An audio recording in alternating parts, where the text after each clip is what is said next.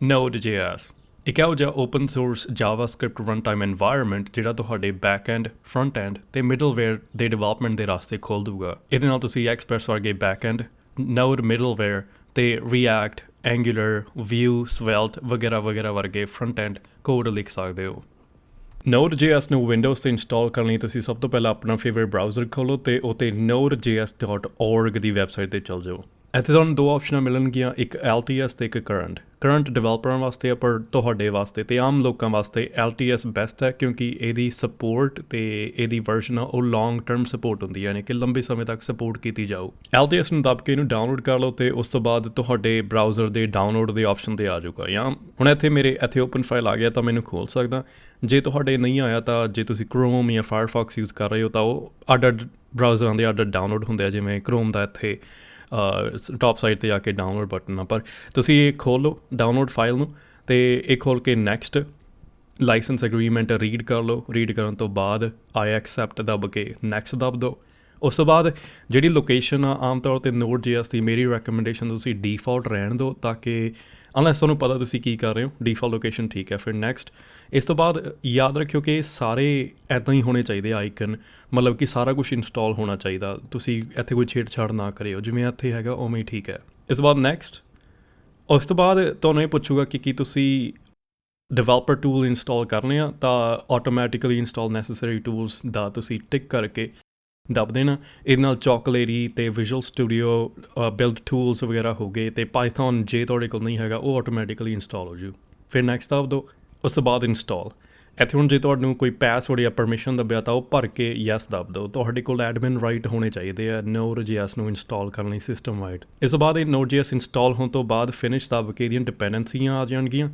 ਕਈ ਲੋਕਾਂ ਨੂੰ ਇਹ ਵਿੰਡੋ ਜਿਹੜੀ ਹੁਣ ਖੁੱਲ੍ਹੀ ਆ ਇਹ ਅਜੀਬ ਲੱਗੂ, ਇਹਨਾਂ ਨੂੰ ਲੱਗੂ ਕਿ ਕੀ ਸਾਡਾ ਕੰਪਿਊਟਰ ਹੈਕ ਤਾਂ ਨਹੀਂ ਹੋ ਰਿਹਾ, ਪਰ ਨਹੀਂ, ਆਉਣ ਵਾਲੇ ਸਮੇਂ 'ਚ ਤੁਸੀਂ ਕੰਮ ਹੀ ਇਸ ਵਿੰਡੋ ਦੇ ਵਿੱਚ ਕਰੋਗੇ। ਕਾਲੀ ਜਿਹੀ ਵਿੰਡੋ ਹੋਊਗੀ ਅਤੇ ਉਹਦੇ ਟੈਕਸਟ ਹੋਊਗਾ ਜਿਹਨੂੰ ਤੁਸੀਂ ਥੀਮ ਵਗੈਰਾ ਕਰ ਸਕਦੇ ਹੋ। ਇਹ ਡਿਵੈਲਪਰਾਂ ਦਾ ਕਹਿ ਲਓ ਕਿ ਘਰ ਆ ਇੱਕ ਤਰ੍ਹਾਂ ਨਾਲ।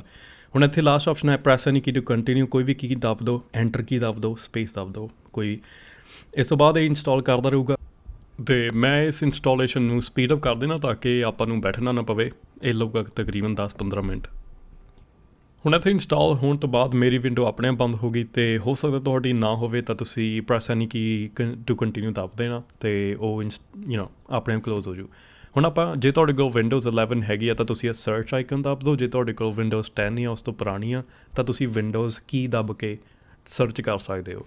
ਅਤੇ ਹੁਣ ਵਿੰਡੋਜ਼ 11 'ਚ ਮੈਂ ਸਰਚ ਕੀ ਦੱਬ ਕੇ ਇੱਥੇ ਮੈਂ ਟਾਈਪ ਕਰਦਾ ਟਰਮੀਨਲ। ਇਹ ਵਿੰਡੋਜ਼ 11 ਦਾ ਫੀਚਰ ਹੈਗਾ, ਇਹਨੂੰ ਤੁਸੀਂ 10 'ਚ ਇੰਸਟਾਲ ਕਰ ਸਕਦੇ ਹੋ, ਪਰ ਡੀਫਾਲਟ ਤੁਹਾਡੇ ਨਹੀਂ ਹੋਣਾ। ਤਾਂ ਜੇ ਤੁਸੀਂ ਵਿੰਡੋਜ਼ 10 ਜਾਂ ਪੁਰਾਣੀ ਤੋਂ ਪਾਵਰ ਸ਼ੈਲ, ਜੋ ਕਿ ਵਿੰਡੋਜ਼ ਪਾਵਰ ਸ਼ੈਲ ਆ, ਵਿੰਡੋ ਸੇਮ ਚੀਜ਼ ਆਲਮੋਸਟ, ਵਿੰਡੋਜ਼ ਪਾਵਰ ਸ਼ੈਲ ਖੋਲ੍ਹ ਸਕਦੇ ਹੋ। ਜਾਂ ਫਿਰ ਜੇ ਪਾਵਰ ਸ਼ੈਲ ਨਹੀਂ ਸ਼ੋ ਹੋ ਰਿਹਾ ਤਾਂ ਤੁਸੀਂ ਕਮੈਂਡ ਪ੍ਰੋਂਪਟ, ਇਹਨਾਂ ਤਿੰਨਾਂ ਵਿੱਚੋਂ ਕੋਈ ਵੀ ਵਿੰਡੋ ਜੇ ਤੁਹਾਡੇ ਕੋਲ ਹੈਗੀ ਆ ਅਤੇ ਖੁੱਲ੍ਹ ਰਹੀ ਆ ਉਹ ਖੋਲ੍ਹ ਲਓ। ਡਜ਼ਨਟ ਮੈਟਰ ਵੀ ਤੁਹਾਡੇ ਕੋਲ ਤਿੰਨੋਂ ਹੋਣੀਆਂ ਚਾਹੀਦੀਆਂ। ਇਹਨਾਂ 'ਚੋਂ ਇੱਕ ਹੋਵੇ, ਟਰਮੀਨਲ ਹੋਵੇ ਵਧੀਆ, ਪਾਵਰ ਸ਼ੈਲ ਹੋਵੇ ਠੀਕ ਹੈ, ਕਮੈਂਡ ਪ੍ਰੋਂਪਟ ਹੋਵੇ ਚੱਲ ਜੂ ਕੰਮ। ਇਸ ਤੋਂ ਬਾਅਦ ਮੈਂ Node.js ਜੇ ਦੇਖਣਾ ਵੀ ਮੇਰੇ ਇੰਸਟਾਲ ਹੋ ਗਿਆ ਤਾਂ ਮੈਂ Node NODE space -V NODE space -V Node-V ਦੱਬ ਕੇ ਮੈਂ ਭਰ ਸਕਦਾ। ਤਾਂ ਹੁਣ ਜੇ ਮੈਂ Node ਸਪੇਸ V ਦੱਬ ਕੇ ਐਂਟਰ ਦੱਬਦਾ ਤਾਂ ਇੱਥੇ ਮੈਨੂੰ ਦੱਸਦਾ ਵੀ Node.js ਇੰਸਟਾਲਡ ਆ। ਇੰਸਟਾਲੇਸ਼ਨ ਵਰਜ਼ਨ ਹੈਗੀ ਆ 16.15 ਜੋ ਕਿ ਆਪਾਂ ਡਾਊਨਲੋਡ ਕੀਤੀ ਸੀ। ਇਸ ਤੋਂ ਬਾਅਦ Node.js ਜਦੋਂ ਇੰਸਟਾਲ ਹੁੰਦਾ ਉਹਦੇ ਨਾਲ NPM ਯਾਨੀ ਕਿ Node ਪੈਕੇਜ ਮੈਨੇਜਰ ਵੀ ਇੰਸਟਾਲ ਹੁੰਦਾ ਅਤੇ NPM ਦੇ ਨਾਲ ਹੀ ਤੁਸੀਂ ਹੋਰ ਜਿਹੜੇ Node ਬੇਸਡ ਪੈਕੇਜਸ ਨੇਗੇ ਜਿਵੇਂ ਰਿਐਕਟ, ਵਿਊ, ਐਂਗੂਲਰ, ਐਕਸਪ੍ਰੈਸ ਵਗੈਰਾ ਵਗੈਰਾ ਉਹ ਤੁਸੀਂ ਇੰਸਟਾਲ ਕਰ ਸਕਦੇ ਹੋ। ਤਾਂ ਹੁਣ ਮੈਂ ਇੱਥੇ ਭਰੂੰਗਾ NPM space -V NPM space -V। ਤਾਂ ਹੁਣ ਆਪਾਂ ਦੇਖ ਸਕਦੇ ਕਿ 8.5.5 ਵਰਜ਼ਨ ਇੰਸਟਾਲ ਹੋ ਗਈ। ਹੁਣ ਇੱਦਾਂ ਹੀ ਪਾਵਰ ਸ਼ੈਲ ਦੇ ਵਿੱਚ ਤੁਸੀਂ ਪੜ੍ਹ ਸਕਦੇ ਹੋ Node space -V NPM space -V ਅਤੇ ਤੁਹਾਨੂੰ ਸੇਮ ਵਰਜ਼ਨ ਮਿਲੂਗੀ। ਅਤੇ ਕਮੈਂਡ ਪ੍ਰੋਂਪਟ ਦੇ ਵਿੱਚ ਵੀ ਤੁਸੀਂ ਪੜ੍ਹ ਸਕਦੇ ਹੋ Node space -V NPM space -V।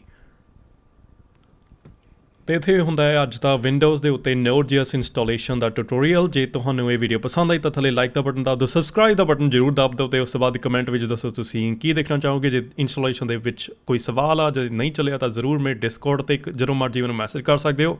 ਆਉਣ ਵਾਲੀਆਂ ਵੀਡੀਓ ਦੇ ਵਿੱਚ ਆਪਾਂ ਦੇਖਾਂਗੇ ਕਿ Node.js ਅਤੇ Node.js ਬੇਸ ਲਾਇਬ੍ਰੇਰੀਆਂ ਨੂੰ ਆਪਾਂ ਕਿਵੇਂ ਇਸਤੇਮਾਲ ਕਰ ਸਕਦੇ।